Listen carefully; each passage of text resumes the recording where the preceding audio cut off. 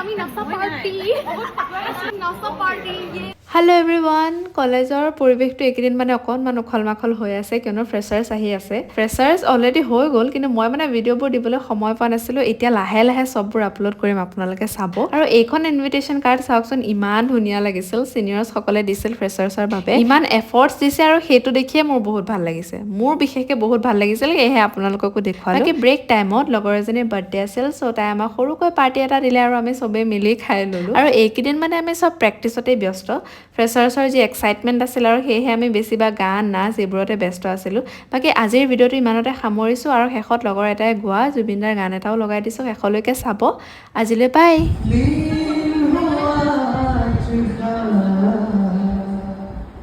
nice